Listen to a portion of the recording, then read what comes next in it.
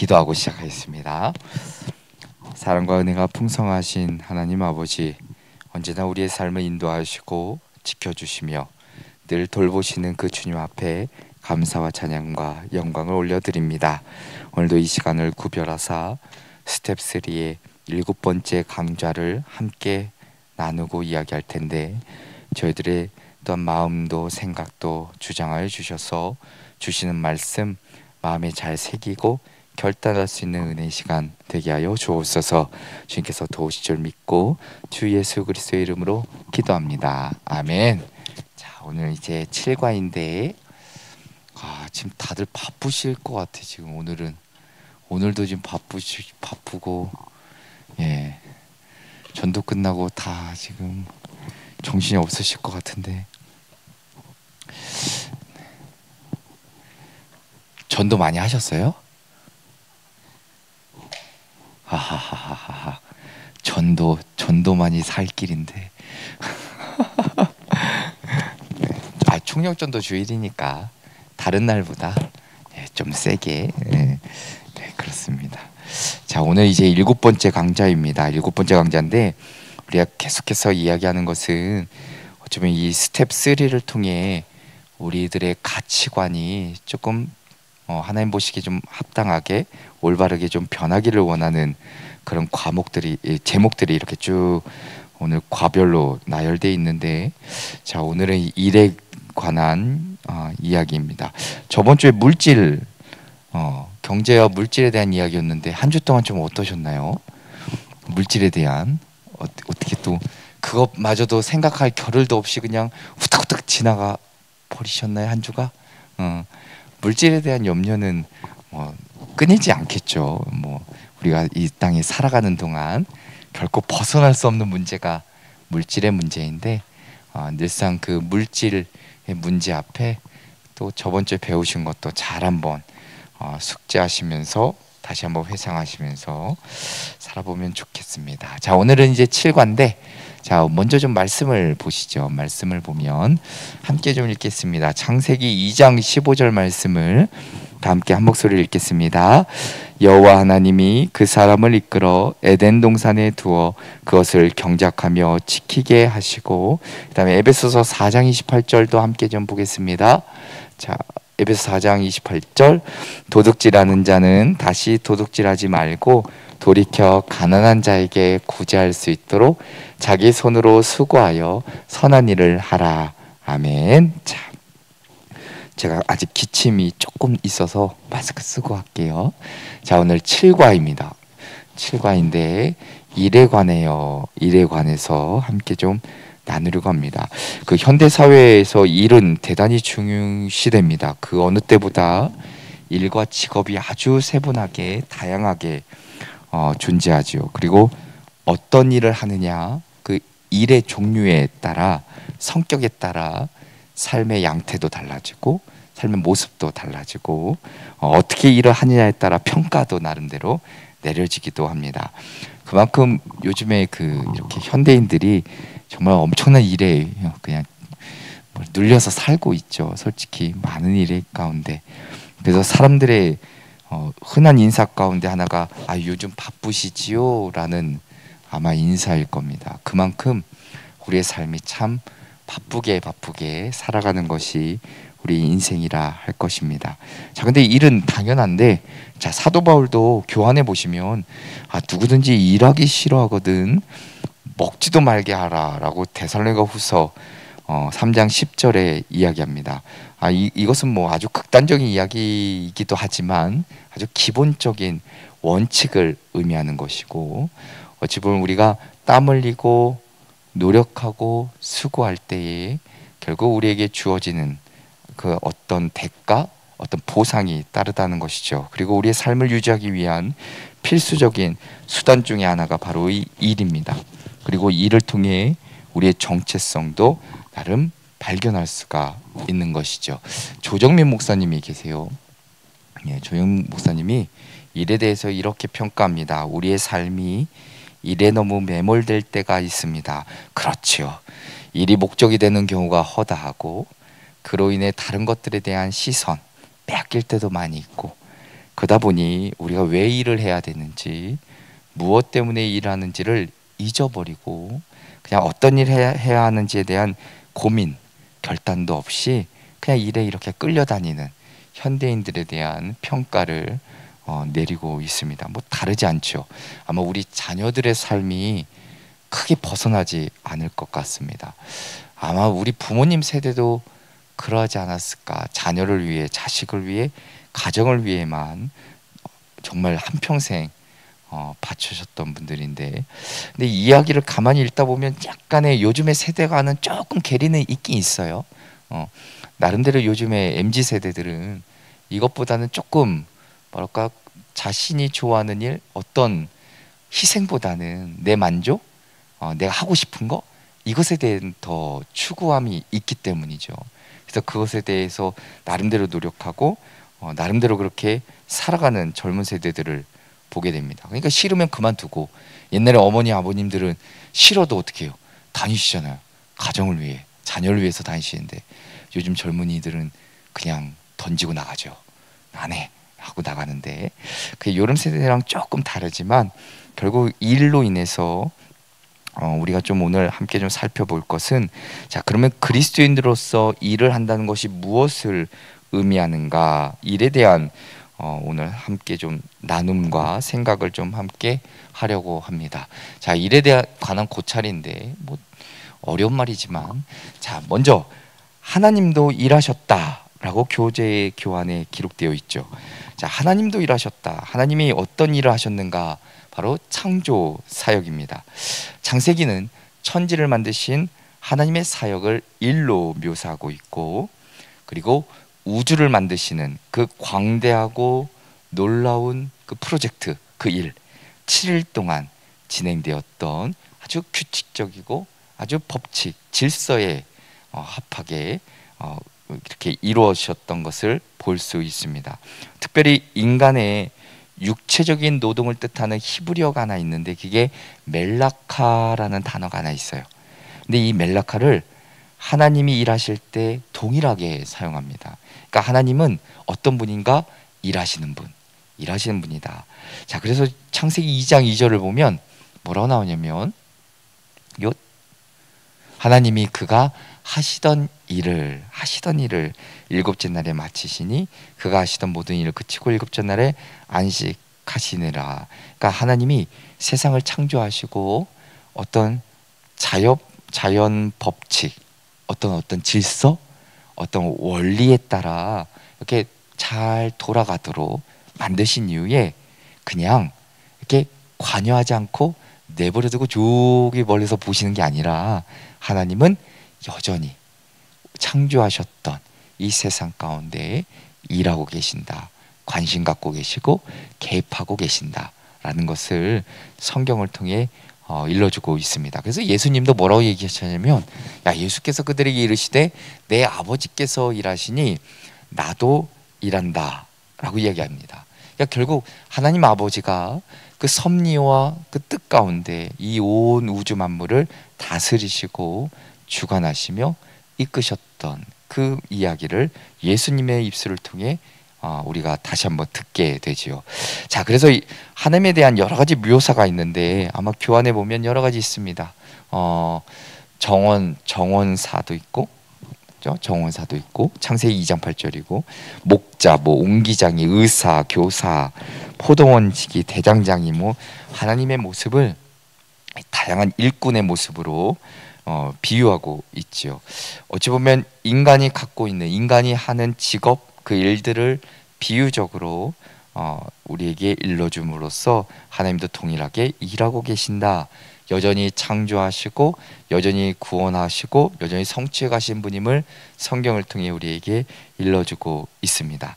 자, 그리고 하나님이 대단히 그 인간을 빚으시고 인간을 위해서 동산도 만들어 주시고, 또한 이렇게 아내도 예쁘게 만들어 주시고, 그리고 이를 하나님께서 또한 그 가운데 무엇이라고 이야기하냐면, 자, 요 말씀처럼 땅에 충만하라, 땅을 정복하라 이야기하고 있습니다. 결국 하나님께서도 우리에게 동일하게 일하기를 명령하고 계시죠. 내가 잘 만들었으니까 온 세상 만물을 정말 아름답고 정말 너희들을 위해서 잘 창조해 놨으니 너희들을 위해서 다 공급해 줄 건데 너희 역시도 이것들을 경작하고 그리고 심고 가꾸고 거기서 나오는 열매를 먹고 마시고 바로 그 일에 대해서 동일하게 명령해 주고 계십니다. 자, 그래서 창세기 2장 15절의 말씀을 보면 뭐라고 나오냐면 여호와 하나님이 그 사람을 이끌어 에덴 동산에 두어 그것을 경작하며 지키게 하시고라고 이야기하죠. 결국에는 하나님이 우리를 위해 일하시며 공급하시는 분이지만 우리 또한 그분을 위해 일해야 된다는 사실을 이야기해 줍니다. 그래서 또한 하나님은 실제로 우리를 통해 인간을 통해 일하신다는 것을 깨닫게 됩니다. 그래서 마르틴 루터가 대단히 중요한 이야기를 해요. 저희 얘기인데 저희 이야기인데 자, 하나님께서 모든 생명을 먹이신다는 것은 앞서 얘기한 대로 이렇게 공급하신 하나님은 먹이신다는 것은 농부와 다른 일꾼들의 수고를 통해 인류에게 먹을거리를 베풀어 주신다라는 뜻을 이야기해 줍니다. 마르틴 루터가 되게 아주 심오한 아주 깊은 통찰을 가지고 이야기해 주는 겁니다. 하나님이 분명히 우리에게 모든 것을 공급하시지만 그러나 우리의 수고를 통해 하나님이 우리에게 베풀어 주셨던 것을 얻을 수 있고 소유할 수 있고 누릴 수 있다는 것을 마르틴 루터도 동일하게 이야기해 주죠. 자, 그래서 신학자 벤 워더링턴이라는 사람은 뭐라 하냐면 하나님의 선한 섭리는 늘 일하는 더 구체적으로 일과 쉼을 지속적으로 반복하며 살아가는 인간을 포함한다라고도 이야기를 합니다. 자, 이 이야기는 그렇게 썩 외우지 않으셔도 되는 이야기지만 하나님의 선한 섭리 가운데 하나님이 늘 창조하셨고 만드셨고 쉼을 하나님께서 그 6일 동안 만드시고 7일째 날 쉬셨는데 그 이야기를 지속적으로 반복하면서 우리 역시도 그런 일과 쉼을 병행하며 살아가는 삶에 대해서 이 학자가 이야기해 주는 겁니다. 그러니까 하나님이 일하셨을 때 우리도 일하고 하나님이 쉬셨으니 또 우리에게도 쉼이 있다는 것이죠. 간단하게 생각하면 그럴 것 같습니다. 자, 그래서 오늘 이제 일의 본성에 대한 선한 일, 영적 성장의 수단이 바로 일이 될 수 있다라는 점을 먼저 좀 살펴보려고 합니다. 자, 일을 선한 것으로 하나님이 일하셨기 때문에 일 자체는 선하다라는 점에는 우리가 다 이제 동의할 수 있는 말이죠. 자, 그러면 이 일을 선한 것으로 바라볼 때 어떤 유익이 있을까? 오늘 교환은 그것을 이야기해주고 있습니다. 그러니까 하나님이 일하셨으니 그 일 자체는 선한 것이고 그 선함이라면 결국 우리에게는 어떤 유익이 있을까? 그 첫 번째가 바로 영적 성장의 수단이다 이야기합니다. 자, 그냥 대개 사람들이 일이라는 것, 어떤 영적 성장의 걸림돌로 생각할 수도 있지만 그 자체만으로도 훈련이 될 수 있다는 거예요. 이게 어떤 얘기냐면 예를 들어 아담과 하와에게 찾아왔던 도전이 무엇이었냐면 열매를 수확하는 일로부터 발생합니다. 그러니까 이게 무슨 얘기인가? 하나님이 금지하신 나무의 열매를 먹는지 먹지 않는지를 보기 위한 테스트였죠. 자, 그래서 인간은 일하지 않고는 물질적 필요를 채울 수 없을 뿐 아니라 영적 필요나 인간으로서의 기능을 제대로 성취할 수 없는 존재로 창조되었다라고 이야기합니다. 그러니까 어찌 보면은 선악과 사건을 하나만 보더라도 그 아담과 하와가 이를 통해 이것을 먹는지 안 먹는지 나름의 안 먹었다면 더 큰 영적인 성장이 있었을 테지만 먹으니까 더 인간의 죄 타락으로 빠지게 되었죠. 결국 우리도 늘 언제나 일이라는 것을 보았을 때 내게 주신 일을 통해 또 다른 하나님이 주시는 깨달음, 또 다른 하나님의 섭리, 하나님의 또한 인도하심, 그 모든 것들을 우리가 경험할 수 있는 것이고 거기서 결국 우리의 영적인 성장이 일어날 수 있다. 선하게 보는 관점에서는 바로 그렇다는 겁니다. 자, 그 다음에 폴 스티븐슨이라는 사람이 피조물의 잠재력을 현실화시킨다. 이게 일의 선한 면인 중에 하나라 이야기하는데, 야, 이거 좀 어려운 말입니다. 그런데 이 단어를 생각하시면 조금 더 쉬울 수 있습니다. 바로 청지기라는 단어를 생각하시면 더 이해가 빠를 수 있을 것 같습니다. 자, 우리가 소유한 것은 없지만 맡겨진 무언가가 있는 것이고 이를 개발하도록 허락받았음을 의미한다. 이분이 이야기하는 건데 조금 어려운 말이죠. 그러니까 하나님이 청지기로서 우리가 살아가는 세상을 통치하도록 하셨고, 우리가 이 땅을 얼마나 잘 관리했는지, 얼마나 그 청지의 역할을 잘 감당했는지를 나중에 후에 이제 점검하시고 심판하실 텐데, 자, 하나님이 그 일을 감당할 수 있는 능력을 우리에게 주신다는 겁니다.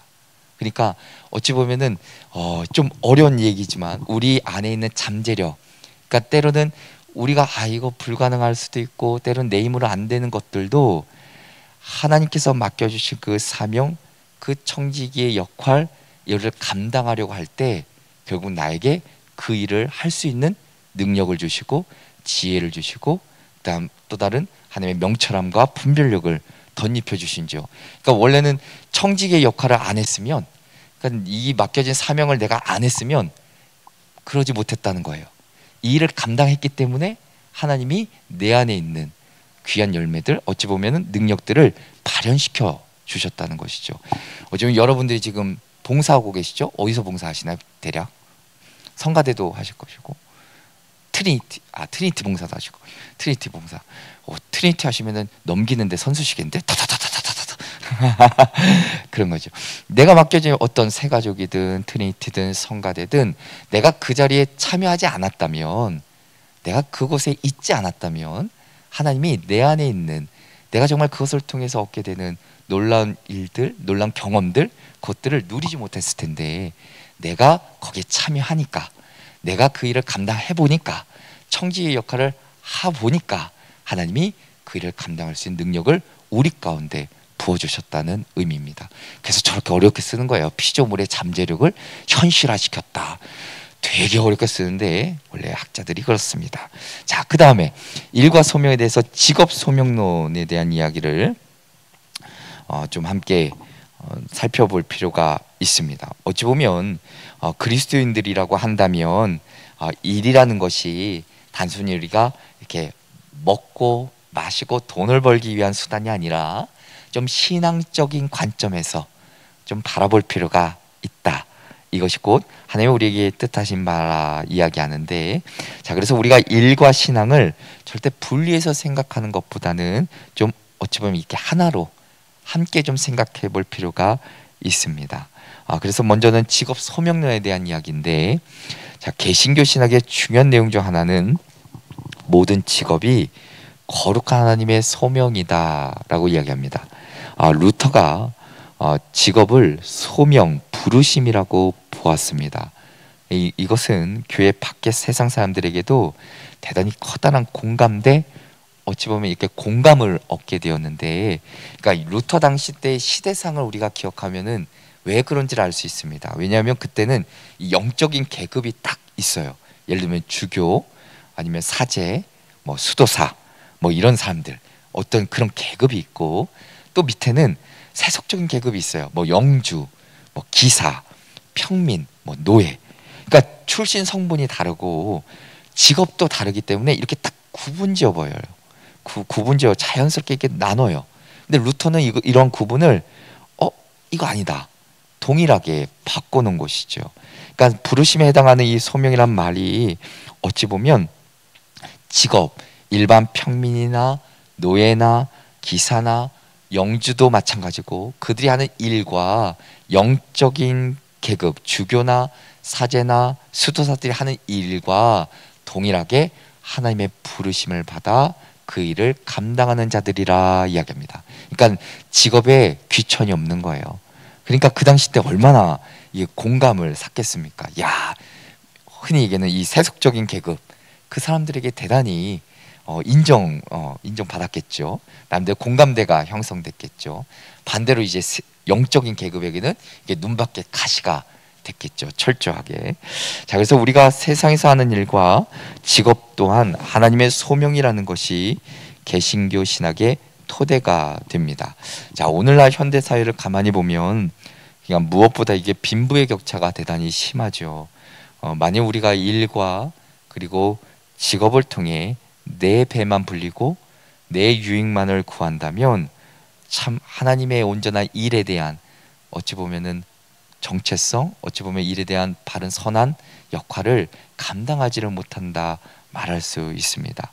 어쩌면 우리가 모두가 다 하나님께서 각자의 자리에서 동일한 부르심을 받았고 이웃을 섬기기 위해 여러분들에게 직업을 주시고 일할 수 있는 능력도 주시고 내게 소유할 수 있는 지혜도 주셨던 것이죠. 그런 직업 소망력이 있다면 내가 하는 일이 결코 하찮은 것이 아니라는 겁니다. 각자의 능력에 따라 주신 일이기 때문이죠. 자, 그래서 루터가 참 좋은 이야기를 합니다. 각자의 직업을 통해 이웃을 섬기는 것은 곧 세상을 예배로 가득 채우는 길이다. 대단히 루터가 멋진 말을 하지요. 각자의 직업을 통해 이웃을 섬기고 선한 일을 할 때에 곧 우리가 만나는 모든 사람들, 우리가 갖고 있는 그 세상이 예배로, 그 그리스도인들로, 성도들로 가득 채우게 될 것이다 이야기하고 있습니다. 참 아름다운 세상인 거고 우리가 꿈꾸는 세상이죠. 정말 빈부의 격차가 사라지고 누구나 다 공평하고 누구나 다 차별이 없고 누구나 다 만족하며 살아가는 세상, 우리가 꿈꾸는 세상이기도 합니다. 근데 현실이 그렇지 않다는 게 참 안타까운 것이죠. 왜냐하면 우리가 앞서 계속 봤잖아요. 인간은 끊임없이 가지려고 하고 소유하려 하고 어찌 보면 그 욕심과 이기심이 사라지지 않는 한 우리 가운데 이 갈등, 이 다툼, 분쟁은 여전할 것이라 말할 수 있습니다. 자, 그래서 일과 어찌 보면 성화에 대한 이야기를 교환에 담고 있는데, 자, 일이 어떤 역할을 하는가 초기 교부들이 이렇게 얘기합니다. 육체적 노동의 가치라고 이야기하는데, 자, 초대 교부들은 어찌 보면 일에 관해서 성화와 연결지어서 좀 생각합니다. 그러니까 먼저 그리스도 안에서의 새로운 삶이 그리스도의 일상적인 일, 그러니까 자기가 맡은 일에 어떤 영향을 끼치는지 이것을 먼저 좀 생각을 하게 돼요. 그리고 더 나아가서는 어찌 보면은 육체적 노동도 우리가 그리스도인이라면 그리스도 안에서 새롭게 거듭난 사람이라면 내게 맡겨진 삶의 자리, 일하는 데도 있어서도 분명히 선한 영향력을 미칠 것이고 그 일을 통해서 많은 자들에게 정말 하나님 귀한 어찌 보면은 좋은 영향력을 끼칠 수 있다. 그러니까 어찌 육체적 노동도 결코 헛된 것이 아니라 가치 있는 것이다 라고 이야기합니다. 자, 그리고 또한 부지런히 일할 의무를 이야기합니다. 부지런히 일할 의무를 이야기하는데, 자, 데살로니가전서 4장 11절 말씀을 보면 또 너희에게 명한 것 같이 조용히 자기 일을 하고 너희 손으로 일하기를 힘쓰라 라고 명령했듯이 그리스도인들은 선하고 거룩한 일에 늘 힘써야 된다 라고 강조합니다. 동시에 지나치게 많은 너무나도 무거운 일, 정말 너무나도 많은 일로 인해서 자칫 포기하고 좌절하고 실망하지 않도록 경고하기도 합니다. 앞서 얘기한 대로 하나님이 동일하게 6일 일하시고 쉼을 가졌던 것처럼 그 학자가 얘기한 것처럼 이것이 반복되어야 된다 이야기하죠. 그러니까 동일하게 우리도 일에 있어서만큼은 일을 열심히 하는 것도 중요하지만 하나님이 그러하셨기에 때로는 쉼도 필요한 것이고 또 그 쉼을 통해 재충전하고 부지런히 일해야 되는 것이고, 이게 교부들이 생각했던 어찌 보면 일과 성화의 관계에 대한 생각이었습니다. 또 하나는 뭐냐면 일의 결과물에 의존하지 말 것이라고 이야기합니다. 자, 이야기인즉슨 일의 결과물이 무엇인가? 이거는 좀 간단하게 얘기하면 물질입니다. 물질, 돈에 의존하지 않고 하나님을 의지할 것을 이야기해주는 말입니다. 그러니까 그리스도의 삶이 어떤 소유, 그러니까 어떤 소유에 이렇게 얽매이고 거기에 이렇게 묶이고 제한돼서는 안 된다라는 이야기를 하고 있는 것이고, 그리고 네 번째는 이웃과 나눈 일에 힘쓸 것을 말해주죠. 그러니까 궁핍한 이웃과 나누는 것, 그것을 위해서 우리는 일을 한다. 이 에베소서 4장 28절에도 보면 도둑질하는 자는 다시 도둑질하지 말고 돌이켜 가난한 자에게 구제할 수 있도록 자기 손으로 수고하여 선한 일을 하라. 분명히 이야기해주고 있습니다. 그러니까 그리스도인이 감당하는 일상적인 일, 거기에 관해서 교부들은 예수님 안에서 주어진 삶이고, 그리고 예수님을 닮아가는 성화의 삶을 살아가는 자라면 내 육체적인 노동의 가치, 그것을 잊지 않고, 이것도 중요하고, 내가 또한 부지런히 일해야 하는 것, 일할 의무와 책임이 있다는 것 잊지 말아야 되는 것이고, 더 나아가서는 일을 열심히 해서 얻어진 소득, 그 물질에 이렇게 억눌리거나 거기에 이렇게 빠져가지고 더 쟁취하려 하고 그런 욕심 부리지 말고, 그리고 얻었으니까 너만 배부르지 말고 나눠줘라.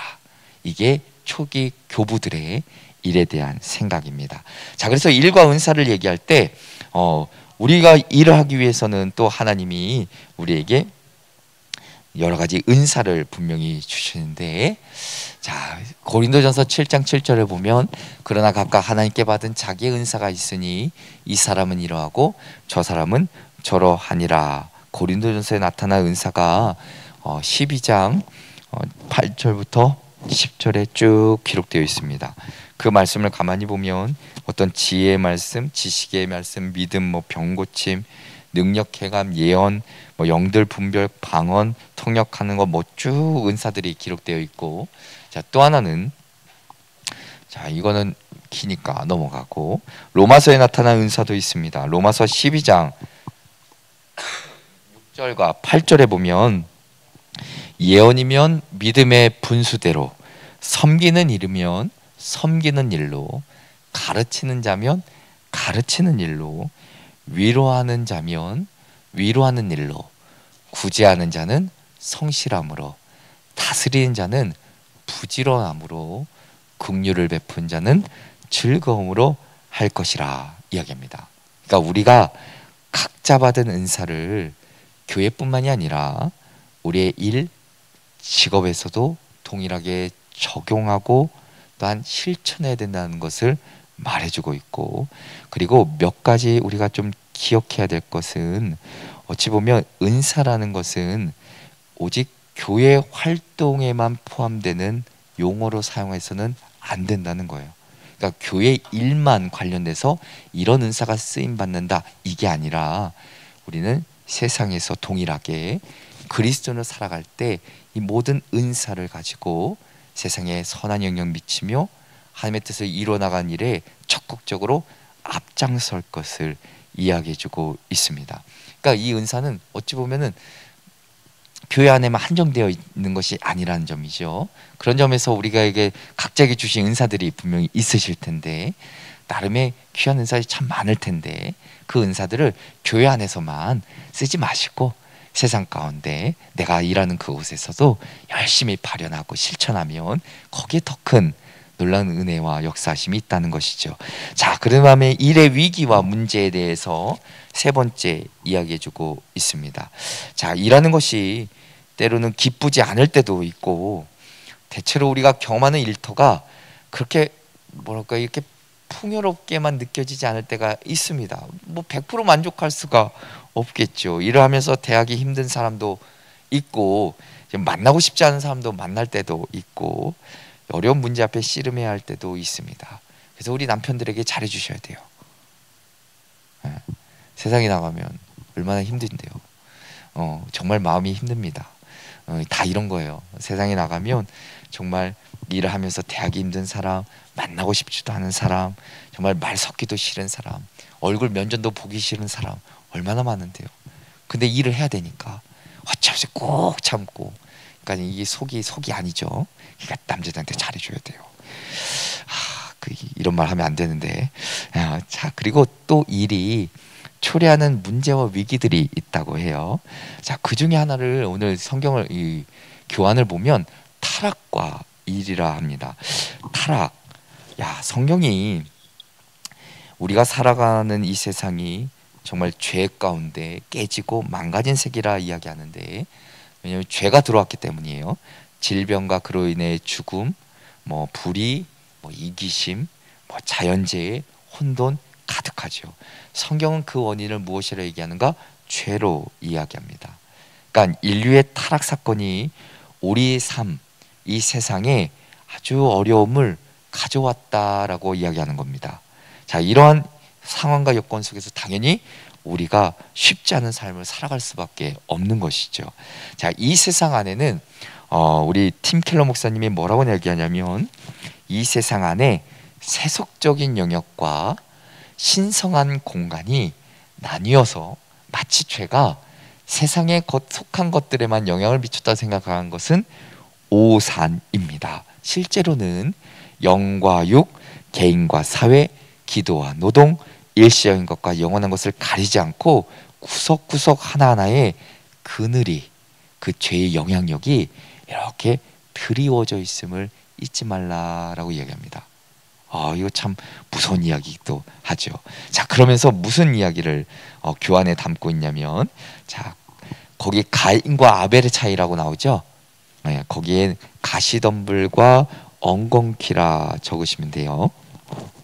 자, 먼저 가시덤불과 엉겅퀴에 대한 이야기인데, 자, 하나님이 일을 하도록 인간을 지으셨지만 어찌 보면 고통스러운 수고를 할 수밖에 없는데, 자, 일 자체가 저주는 아니지만 전 총체적으로 죄 가운데 있는 우리의 삶, 우리 이 땅, 우리 인생이 어찌 보면 그렇게 힘들게 만들었다는 것이죠.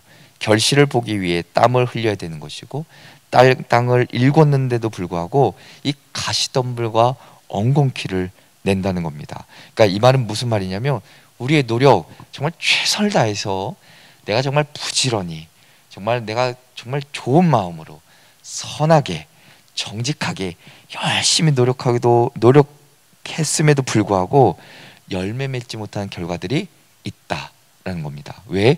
세상이 죄된 세상이고 악하기 때문인 것이죠. 우리가 우리 삶만 뚝 떨어져서 우리가 하는 것들은 다 잘 되고 다 풍요롭게, 이게 아니라는 겁니다. 세상 가운데 살아가고 있는 우리가 여전히 그 영향을 받고 있다는 겁니다. 그러니까 일에는 고통도 때로는 따르는 것이고, 때로는 갈등도 있는 것이고, 때로는 시기도 있는 것이고, 때로는 육신의 피로함도 있는 것이고, 때로는 목표 가운데 이루어지지 않는 정말 좌절과 절망을 경험할 수도 있다는 겁니다. 자, 그러면서 가인과 아벨에 대한 이야기를, 창세기 4장 이야기를 교환에 적고 있는데, 우리가 잘 아는 대로 아담과 하와에게 이 가인과 아벨이라는 두 아들이 있었는데, 자, 둘은 어찌 보면 각기 다른 직업을 갖고 있었죠. 가인은 농부, 아벨은 목자. 자, 여기서 일과 예배는 동일하게 여겨지는데, 자, 일을 의미하는 히브리어 단어가 예배를 의미하는 단어와 유사했습니다. 동일했습니다. 그래서 가인과 아벨은 일의 결과로 하나님 앞에 첫 열매를 드리게 되죠. 자, 근데 둘의 마음과 태도가 아주 상이했다는 겁니다. 달랐다는 것이죠. 가인의 마음에는 잘못된 무언가가 있었는데, 히브리서 기자가 이를 믿음의 유무로 이야기해 줍니다. 히브리서 11장 4절 말씀을 보면, 자, 믿음으로 아벨은 가인보다 더 나은 제사를 하나님께 드림으로 의로운 자라 하시는 증거를 얻었다라고 이야기합니다. 그러니까 아벨은 믿음으로 제사를 드리는데 하나님을 의지하는 삶, 그분께 감사와 사랑과 경외하는 마음으로, 그리고 일과 신앙, 예배와 일을 동일하게 여겼지만 가인은 그렇지 않았다는 거예요. 그래서 하나님은 가인과 그의 제사는 받지 않습니다. 그러니까 예배는 믿음이 있는 것 같은데 일은 그렇지 않았다는 것이죠. 이후 가인이 어떻게 됩니까? 타락하게 되고 동생과의 관계도 무너지고 거의 동생을 이제 경쟁자로 아주 그냥 제거하게 되죠. 그러니까 사업과 일터에서 경쟁은 그 자체로 나쁜 것은 아니지만 어찌 보면은 적대적인 경쟁심은 상대방을 제거하려는 생각은 아주 나쁜 죄악된 모습이라 말할 수 있겠죠. 어찌 보면 우리의 삶이 우리께 이렇게 주변을 들여다보면 성공을 위해 아니면 또 다른 인정을 위해서 또 다른 어찌 보면은 우리의 나의 유익을 위해서 참 많은 사람의 상처와 아픔을 줄 때도 있고 거기 안에 존재하는 수많은 갈등이 있는 것을 우리는 보게 됩니다. 그 점에 있어서는 예배와 일도 결코 분리해서는 안 된다는 것을 이야기해주고 있고, 자, 일로부터 발생하는 문제와 위기에 대해서도 오늘 교환이 이야기해주고 있습니다. 자, 일이 무슨 문제를 발생하는가? 자, 신학자 미로슬라브 볼프라는 사람이 일에서 발생하는 문제, 어찌 보면 위기를 정리해주고 있는데, 그 첫 번째 뭐냐면 아동 노동의 문제가 있다라고 이야기합니다. 그러니까 세계 노동 인구 중에 15세 미만 미성년자가 무려 5천에서 2억 명 정도로 추정된다고 해요. 그러니까 이보다 많은 수의 아이들이 임금을 받는 취업 외의 상태에서 일을 하는 거예요. 그러니까 흔히 얘기하는 뭐죠? 비정규직이겠죠? 알바 같은 거겠죠? 그러니까 그 가정 생계를 유지하기 위해 그냥 가정을 위해서 다양한 어려운 일들을 이 아동들이 하고 있다는 겁니다. 근데 가만히 보니까 어른들에 비해서 비용도 적게 들고 그리고 훨씬 다루기가 편하죠. 그래서 자칫 이 아이들이 위험에 많이 노출되기도 하고 이 아동들이 불구도 될 때도 있고 때로는 생명을 잃어버릴 수도 있다는 겁니다. 그러니까 아이들이 가장 심하게 착취당하고 학대를 받는다. 그러니까 결국에 이 일로 인해서 생긴 문제다라고 이야기하고, 두 번째는 바로 실업인데, 자, 전 세계에서 한 73, 4억 명 중에서 한 5억 명 이상이 실업자, 어떤 불안정 고용 상태 뭐 이렇다고 합니다. 그러니까 대다수가 일해보지 않은 젊은이도 있고 아니면 일할 수 없는 노인들이 참 많다는 것이죠. 그러니까 급속한 기술 발달이 결국 원인이 될 때도 있습니다. 결국 일이라는 것은 결국 일을 할 때는 참 좋은데 실업자들만의 경험하는 그 절망이 있잖아요. 그리고 어떤 실업자들이 경험하는 빈곤의 문제가 있고 열악한 굶주림이 있고 거기 안에서의 좌절감이 있고 그런 것들이 모두 다 일로부터 야인된다 이야기하고 있습니다. 또 하나 차별인데 이 차별의 문제들이 존재한다는 것이죠. 그 중에서도 참 많은 여성들에 대한 차별이 좀 심하고 우리나라도 뭐 마찬가지죠. 우리나라도 아직 깨지 못한 여러 가지 유리벽이 좀 있기는 유리층이 있는데 유리천장이 있는데 그런 것들에 대한 차별도 역시나 일로 인해서 생긴다는 것이죠. 그리고 비인간화도 있습니다. 어찌 보면 직업에 다양한 종류가 있지만 분명 대다수 사람들이 하기 꺼려하는 일을 해야 하는 직업군도 있어요. 어찌 보면 대단히 단순한 작업, 단순히 반복하는 작업만 하도록 강요되는 일도 있습니다. 이는 오히려 일을 하면서 어찌 보면은 대단히 인간성이 그리고 어찌 보면은 그 삶이 대단히 곤고해지고 대단히 무기력해진다고 진단하고 있습니다. 결국 고용주가 이 최소 비용으로 최대의 노동력을 얻을 수 있는 방법을 짜내서 아주 각자에게 그냥 정말 기계처럼 일하게 만든다는 것이죠. 딱딱딱딱딱. 그로 인해 정말 인간 이하의 대우를 받으면서 거의 기계의 부속품처럼 여기는 그런 비인간화도 바로 일로부터 발생한다 이야기합니다. 그리고 착취는 당연히 지금도 심합니다. 선진국가들이 그리고 아직 개발도상국이나 아직은 개발되지 않은 나라들의 노동력을 엄청 싸게, 지금 이제 중국도 비싸져가지고 다 이제 동남아 쪽으로 넘어간다는데 그렇게 해서 노동력을 착취해요. 자기네 나라 사람들 비싼 임금 주지 않고 어찌 보면 이 싼 임금 가지고 일을 맡기죠. 착취의 문제도 있고 생태계 위기도 분명히 있습니다. 이를 통해서 우리는 물과 어찌 보면 공기 오염, 천연자연 감소, 어찌 보면 우리가 그 경험하게 되는 이 환경 파괴 문제 등 여러 가지 심각한 문제를 지금 안고 있는데, 그 모든 것도 다 이를 통해서 야기되는 원인이라 이 학자가 이야기를 하죠. 그리고 마지막으로 소외를 이야기합니다. 우리가 어찌 보면 일을 통해서 행복해져야 되는데, 어찌 보면 일을 하면 할수록 더 사람들과의 관계가 이렇게 깨지고 남들과 더 어울리고 함께 공동체로 이렇게 살아가야 되는데, 더 나 홀로 있는 것 같고 고독함을 느끼고 외로움을 느끼는, 이런 것도 다 일을 통해서 얻게 되는 문제라 말할 수 있습니다. 그래서 그러면 어떻게 일을 대해야 되는가, 오늘은 이것을 이야기하는데, 자, 그러면 그리스도인들은 어떻게 일을 대해야 될까? 각자의 일터에서 어떠한 시각, 마음가짐과 태도를 가지고 주어진 일들을 감당해야 되는가? 자, 먼저는 이분법적 사고를 버리라 이야기합니다. 그러니까 이원론이라는 것이, 그렇죠, 거룩한 것과 세속적인 것, 이거 나누는 거 하지 말라는 거예요. 왜냐면 전체적으로 이렇게 볼 수 있는 눈을, 관점을 좀 가지라는 겁니다.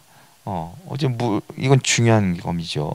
그래서 그리스도인들은 세상의 문화, 직업 세계에 어쩌면 그 세상에 더 적극적으로 참여해야 되는 것이고, 거기에서 책임감을 느껴야 되는 것이고, 우리에게 주어진 하나님의 그 사명들 잘 감당할 수 있도록 우리가 더욱더 노력해야 되는 것이죠.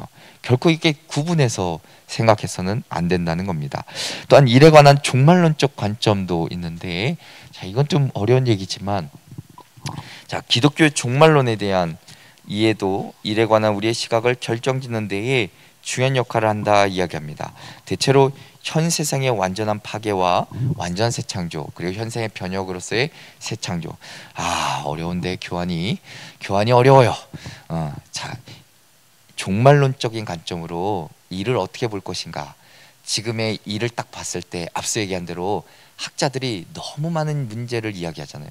그리고 일로 인해서 발생되는 수많은 어려움들, 이거 해결할 수 없는 일들이 있잖아요. 그건 종말론적 관점으로 어떻게 여기 싹 밀어버리고, 다 밀어버리고 다시 완전하게 하나님의 첫 그 천지창조처럼 완전하게 이렇게 만들어야 된다, 뭐 이런 관점이 있는 것이고, 두 번째는 현 세상의 변혁으로서의 새 창조, 이게 맞습니다. 이게 맞는 것이죠.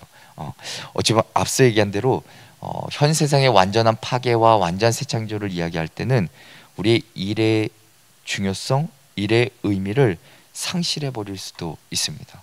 왜냐하면 이게 다 갈등이고, 이게 다 문제이고, 이게 다 어려움이면 하지 말아야지, 의미가 없는 거예요. 그런데 후자 입장, 현 세상의 변혁으로서의 새 창조를 얘기하자면, 인간이 행해온 일에 축적된, 어찌 보면은 그 결과물이 좋진 않지만, 그러나 우리가 본질적인 가치 그리고 중요성을 찾고 찾아서 노력하고 애쓰고 힘쓸 것을 이야기해주고 있습니다. 이것은 분명 우리에게 우리가 또 잘 아는 내용이죠.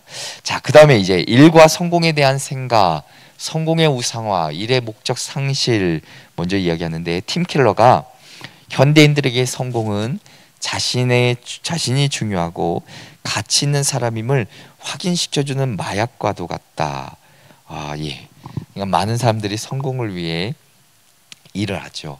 그래서 이 성공이 나의 목표가 되고 우상이 됩니다. 그러니까 일의 진정한 목적과 이유가 사라진 거예요. 이런 사람들은 크게 몇 가지 잘못된 생각과 태도를 갖습니다. 그 태도가 뭐냐면, 성공이 안정을 가져온다는 생각. 그러니까 다른 누구보다 내가 더 낫다는 거. 그러니까 어느 누구도 지금 내 위치, 나를 따라올 수 없다는 생각을 갖기 위해 노력하는 거예요. 그러면 내가 안정될 것 같고, 어찌 보면 거기에 더 가치가 있는 것 같다고 믿기 때문이죠. 자, 근데 여기에는 진정한 안정이 아닙니다. 불안정한 안정감이에요. 진정한 안정은 하나님께로부터 오는 것이지, 그 안에는 끊임없는 불안감과 두려움이 그 안에 담겨져 있습니다. 언제 추락할지 모르는 염려가 그 안에 있다는 것이죠. 또 하나는 자기 스스로를 바라보는 잘못된 시각이 있다고 합니다. 성공, 어찌 보면 인생의 한정된 분야에서 성공했을 때 정말 이 탁월한 전문가가 된 것 같은 착각에 빠질 수도 있다는 거예요. 결국 교만을 불러오는 것이고, 오히려 이때부터 많은 잘못된 선택을 하게 되고 잘못된 관계를 맺을 수도 있고 잘못된 결정을 내릴 수도 있다는 겁니다. 제 친구가 너무나도 공부를 잘했는데, 제가 배재고 나왔거든요. 배재고 나왔는데 우리 반에서 1, 2등 했던 애입니다. 고대 법대를 나갔는데, 저희는 제2외국어가 독일어입니다. 독일어인데 독일어 고등학교 때 이제 독일어 하니까 너무 얘가 정말 잘하거든요. 정말 공부를 너무 잘해요. 그래서 법대를 잘 가고 수업을 들었는데, 수업을 선택하는 데 있어서 이렇게 교양 과목이 있다는 거예요. 교양 과목, 전공 과정 빼고 교양 과목에 뭐가 있었냐면 기초 독일어가 있었다는 겁니다. 그래가지고 내가 독일어 100점 맞고 하는데, 내가 대화도 약간 되는데 야 이거 하면 A 뿌리다, A다 하고 이제 그 반을 딱 들어간 거죠. 아차, 독일어로 교수들과 대화를 하더랍니다. 이렇게 대화를 하고 시험을 한국말로 안 쓰고 독일어로 쓰고 있답니다. 그래가지고 자기가 거기서 이제 거의 절망을 해버렸는데, 어찌 보면 이제 우스갯소리지만 우리가 어떤 전문가의 위치에 딱 올라가는 순간 내가 독보적일 것이라는, 그러니까 나 말고는 전혀 다른 사람은 나의 능력, 어떤 나의 실력에 미치지 못할 것이라는 착각에 빠질 수가 있는 거예요. 거기에 바로 교만이 따른다는 것이죠. 그리고 또 하나는 자신의 분야에서 최고의 자리를 지키지 못할 때 자신감이 상실된다는 겁니다. 어찌 보면 당연하지요. 당연합니다. 자, 그러면 성경이 말하는 성공이 무엇인가? 성경이 말하는 성공이라고 한다면 어찌 보면 누구의 기준에 맞는 성공을 추구하며 일을 하고 있는가를 먼저 좀 생각해 봐야 되겠죠. 몇 가지 기준이 있습니다. 아마 교환에 5가지를 이야기하고 있을 텐데, 자, 성경이 말하는 성공이라는 것은 내가 성취하는 것이 아니라 하나님이 주시는 것이고, 하나님 말씀에 순종한 자들에게 성공을 허락해 주신다는 것이고, 하나님을 찾는 자들에게 성공을 허락해 주신다는 것이고, 내가 원하는 성공과 하나님이 주시는 성공에는 차이가 있다는 것도 잊지 말아야 되는 것이고, 그리고 하나님만이 영원한 성공을 주신다는 것을 잊지 말 것을, 이것을 꼭 기억할 것을 이야기해주고 있습니다. 참 쉽지가 않죠. 세상 사람들의 기준과 너무 달라서 그래요. 세상 사람들이 말하는 성공의 기준과 우리 그리스도인들이, 제자들이 이야기하는 성공의 기준이 다르기 때문입니다. 그러니까 동일하게 놓고 비교해서는 안 되죠. 자, 그래서 일에 대한 생각과 더불어 일에 대하는 그리스도인의 올바른 태도를 좀 생각해 보려고 합니다. 자, 먼저 다니엘과 세 친구 이야기인데, 자, 다니엘과 세 친구들이 그 바벨론궁에서 신앙을 잘 지키잖아요. 그 이유가 무엇이었을까? 그 원리가 무엇이었을까? 자, 완전히 그냥 정말 세속적인 환경에 다 노출되어 살았는데, 그럼에도 불구하고 하나님께 영광을 드러내는 삶을 살았던 그들입니다. 자, 바벨론 포로로 끌려가 가지고 바벨론 왕궁에서 섬기기 위한 각종 예법, 그러니까 법도를 분명히 배웠을 것이고, 바벨론식으로 이름도 다 바꿔버렸고, 언어도 문화도 습득하고 학문도 잘 배웠습니다. 그러니까 바벨론 사람처럼 옷을 입고 외모도 꾸미고, 그리고 정신도 어찌 보면 이렇게 쇠뇌 당했을 수도 있겠죠. 그런데 그들이 단 한 가지만 빼고 모든 것을 수용하는데 바로 그 음식의 문제였습니다. 그러니까 다니엘과 세 친구가 왕의 음식과 포도주를 단호히 거부하고 오히려 채식과 물을 마셨음에도 불구하고 다른 소년들의 얼굴보다 더욱 아름답고 살이 더 윤택하고 좋아 보였다. 우리가 잘 아는 성경의 이야기입니다. 다니엘에 대한 이야기예요. 자, 근데 여기에 몇 가지 원리를 우리가 배울 수 있다는 겁니다. 그 첫 번째는 하나님과 동행했던 그들의 삶이 있었던 것이고, 자, 그들의 몸, 어찌 보면 겉으로 드러나는 것들 다 바벨론식으로 바꾸려 했지만 그들은 철저하게 하나님의 지배를 받고 하나님의 동행했던 자들임을 다니엘과 세 친구의 삶을 통해 우리는 발견할 수 있습니다. 자, 그러면 우리가 어떻게 일터에서 하나님과 동행할 수 있을까? 하나님이 나와 함께 하시기 때문에 더욱 열심으로, 그리고 또 다른 사람과의 좀 더 차별된 방법으로 일을 하고 있는지 우리가 좀 돌아볼 필요가 있는 것이죠. 나 역시 세상 가운데 일할 때 정말 저들과 다르지 않게 일하지는 않는지, 나는 역시 내가 세상 가운데 있지만 내가 제자로서, 하나님을 섬기는 자로서 그래도 내가 지키는 것, 지킬 것은 지키고 철저하게 좀 구별되어 살아가고 있지 않은지, 이것을 좀 한번 살펴보면 좋을 것 같고, 자, 두 번째는 관계를 형성했다 이야기합니다. 관계를 형성했다. 자, 관계를 형성했다. 어떻게 음식을 거절했는가? 다니엘과 세 친구가 건네받은 음식 내팽개치고 던지지 않았습니다. 시위하지 않았어요. 만일 그랬다면 전부 다 죽임당할 수도 있었을 겁니다. 그렇지만 어찌 보면은 함께 어울렸던 자들, 관계성이 있는 자들을 통해서 자신에게 유익이 되도록 행동합니다. 그러니까 다니엘이 열흘 동안 채식으로 시험해 보자고 간청하지요. 하지만 그들의 입장도 고려한 부탁이죠. 이는 그들도 하나님의 기적을 체험하도록 어찌 보면 끌어들였던 행동이기도 합니다. 참 지혜로운 판단이지요. 어찌 보면 우리가 그리스도인으로서 철저하게 이 세상 가운데 많은 세상 사람들과의 관계를 맺고 있을 때 우리가 배척하고, 그리고 때로는 갈등을 일으키고 분쟁하고 다툼이 아니라 정말 그들 역시도 하나님이 나와 함께 관계를 맺을 수 있도록 인도하시고 섭리 가운데 있음을 우리가 잊지 않는다면 더 우리가 공손하게 더욱더 섬기며 더욱더 인내도 하고 더욱더 절제도 하고 사랑하는 것, 그것이 또한 좋은 관계를 형성하는 데 기회가 되지 않을까라고도 말할 수 있을 것 같습니다. 그리고 탁월함을 추구했다라고 얘기하는데, 자, 다니엘과 세 친구는 참 지혜와 능력도 탁월했다는 것이죠. 이 이야기인즉슨 우리가 무슨 일을 하든지 최선의 노력을 다할 것을 이야기해 주는 말입니다. 자, 그 다음에 바울이 말하는 원리 있습니다. 그리스도께 하듯이 하라. 바울은 당시의 상황에 따라 어찌 보면은 종과 주인의 자세에 대해서 이야기하는데, 그 핵심이라는 것은 그리스도께 하듯이 하라 이야기합니다.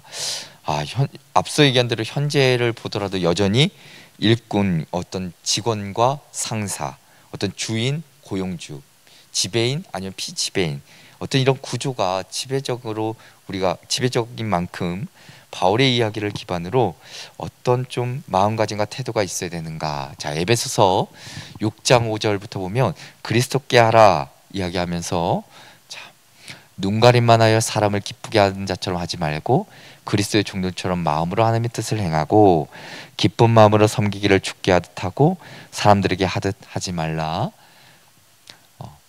그 다음에 이는 각 사람이 무슨 선을 행하든지 종이나 자유인이나 주께로부터 그대로 받은 줄을 알미라. 상전들아, 너희도 그들에게 이와 같이 하고 위협을 그치라. 이는 그들과 너희의 상전이 하늘에 계시고 그에게는 사람을 외모로 취한 일이 없는 줄 너희가 알미라 이야기합니다. 자, 일꾼과 직원의 마음가짐, 주인과 고용인의 마음가짐, 오늘 성경에 기록되어 있는데 요약하면 저렇습니다.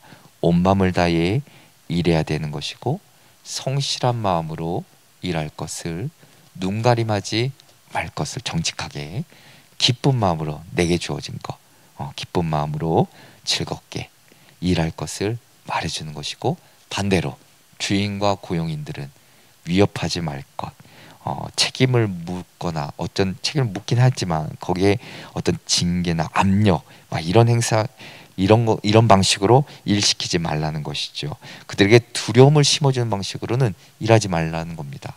그다음에 유익을 배울 것, 어찌 보면은 리더십을 따르고 있는 이들에게 유익을 끼칠 수 있는 방법을 찾으라라고도 이야기할 수 있는데, 자, 상대방이 인격체니까 그렇다면 고용인도 주인 역시도 그들에게 배울 점을 찾고 오히려 그들의 유익 감점을 내가 또 배우기도 하고, 더 나아가서는 그 칭찬도 해주고 함께 좀 그 공동체가 그리고 그 직장이 좀 유익해질 수 있도록 하라는 뜻이 담겨져 있습니다. 또 하나는 마지막으로는 비하나 모욕이나 뭐 오만이나 해서는 안 된다는 것이죠. 이게 주인과 고용인의 마음가짐이라 할 것입니다. 자, 그 다음에 일과 쉼의 조화 이야기하는데, 자, 하나님께서도 분명히 쉼에 대한 이야기를 창세기 2장 3절에 해주고 계십니다. 2장 3절을 보면 하나님이 그 일곱째 날을 복되게 하사 거룩하게 하셨으니 이날 하나님이 그 창조하시며 만드시던 모든 일을 마치시고 그날에 안식하셨음이라.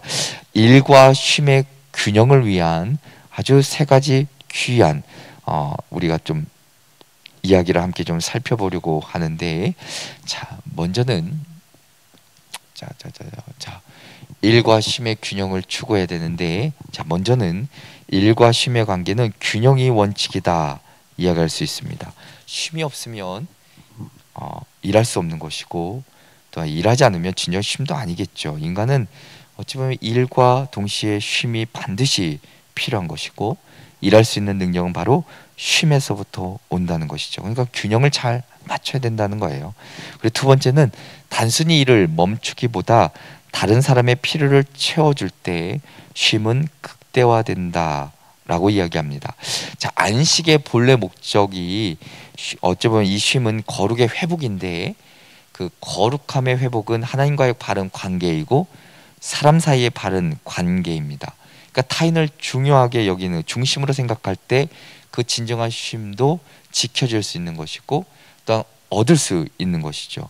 그런 의미에서 예수님이 참된 쉼, 그 회복을 위해서 예수님이 마태복음 20장 28절에 뭐라고 얘기하냐면 섬기기 위해 오셨다라고 이야기합니다. 그러니까 진정한 쉼이라는 것은 때로는 거룩의 회복인데, 거룩의 회복이라는 것은 하나님과의 바른 관계, 사람 사이의 바른 관계를 이루는 것이고, 그렇다면 우리가 단순히 일을 멈추기보다 다른 사람의 필요를 채워줄 때, 그들을 섬길 때, 그들에게 베풀고 나눠줄 때 우리의 쉼, 거룩의 회복이 온전해질 수 있다라는 것을 이야기해 주는 것이고, 그리고 쉼은 한적한 시간, 한적한 곳에서 기도로 완성된다. 예수님이 보여주신 본이기도 합니다. 자, 그런데 예수님이 많은 일들을 감당할 수 있었던 이유가 뭐냐면 바로 이 기도에 있습니다. 기도를 통해 진정한 쉼을 찾으셨기 때문이죠. 자, 그리고 세 번째는 누구를 위한 일인가? 자, 마지막으로 우리가 누구를 위해서 일해야 하는가를 명확하게 우리가 좀 정리해야 할 필요가 있는데, 적어도 그리스도인이라면 세 가지의 관점에서 꼭 생각해야 됩니다. 자, 먼저는 하나님을 위해서, 자, 하나님과의 맺는 관계, 그리고 하나님을 이를 통해 하나님을 섬기고 예배하는 그런 삶이 되어야 된다라고 이야기합니다. 자, 우리가 하는 일은 근본적으로 하나님을 위해 하는 것이어야 되는 것이고, 우리가 이를 통해 하나님의 영광이 드러나는 것이고, 우리가 이를 통해 하나님의 놀라운 살아계심, 그 은혜를 깨닫고 알 수 있다는 것이죠. 그래서 결국 누구를 위한 일인가? 그 첫 번째는 하나님을 위한 것이고, 자, 두 번째는 이웃을 위한 것입니다. 이웃을 위한 것. 자, 앞서 계속해서 얘기한 대로 우리의 제자라면 그리스도인의 신앙의 핵심 자체가 하나님 사랑과 이웃 사랑인데, 우리가 하는 일이 먼저 하나님을 위하여 그 다음에는 이웃을 위한 것으로 나타나야 된다라는 겁니다. 그러니까 사적인 이익을 너무 추구하지 말라는 의미가 담겨져 있죠. 어찌 보면 일의 목적이 뚜렷하게 타자 지향적이 될 때 더 일인 가치 있는 것이고, 더 거기에 만족과 행복을 경험할 수 있다라는 겁니다. 자, 그리고 또 하나는 바로 창조 세계를 위해서인데, 창조 세계를 위해서, 자, 우리의 사명 가운데 하나는 이 하나님 만드신 이 아름다운 세계를 보존하는 일에도 분명히 있습니다. 참, 우리가 보더라도 요즘 뭐 환경 에너지부터 해서 친환경부터 해서 많은 것들을 이야기하는데, 점점 저 북극은 녹아가고 남극도 녹아가고, 그래서 그 땅이 이제 뭐죠? 이름을 까먹었네요. 그 땅, 이렇게 얼음 눈 아래에 있었던 땅이 뭐였죠? 동토 뭔데? 세 글자였던 것 같은데, 그 땅이 이미 다 드러났죠, 남극에.